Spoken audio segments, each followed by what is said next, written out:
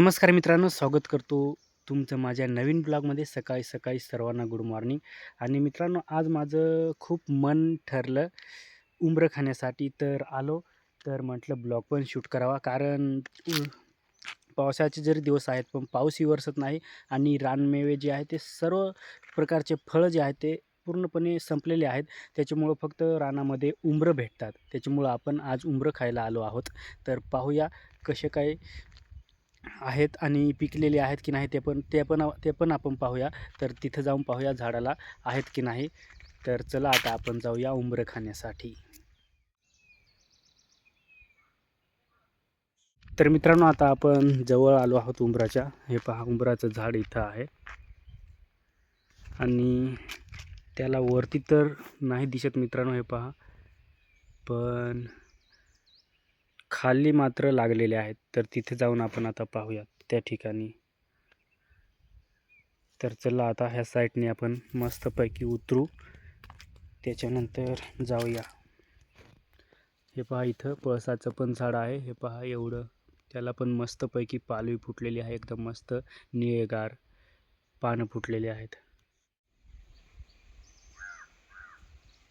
पण आता जवळ आलो आहोत उंबराच्या झाडाच्या ठिकाणी. तर तिथं जाऊन आपण आता पाहूया.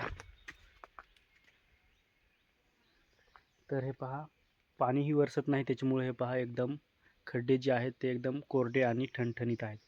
तर आपण आता पहिलं पाहूया उंबरं किती लागलेले आहेत ते. तर हे पहा मित्रांनो, खाली पण भरपूर पडलेले आहेत आणि ते घाण झालेले आहेत. हे पहा इकडं खूप पिकलेले आहेत एकदम मस्त. हे पहा बाकीचे निळे आहेत आणि वरती पण तुम्हाला दिसत असतील. हे पहा इकडे पण लागलेले आहेत भरपूर उंबरं. तर आपण आता खोडूया. जास्त नाही मित्रांनो, एकच तरी खाल्लं तरी बास. हे पहा एकदम मस्त पैकी.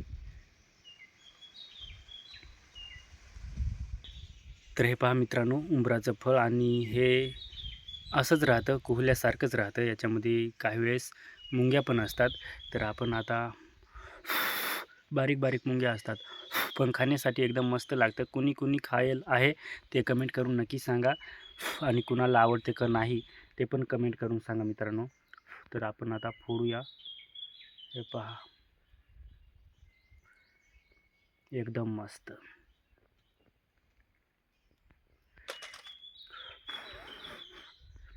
तर हे पहा एकदम मस्त मित्रांनो, एकदम रस एकदम जबरदस्त आहे त्याच्यामध्ये. एकदम गोड पण खूप लागेल, कारण पावसाळ्याच्या दिवशी थोडे एकदम मस्तच हे उंबरं लागतात गोड. हे पहा लय जबरदस्त.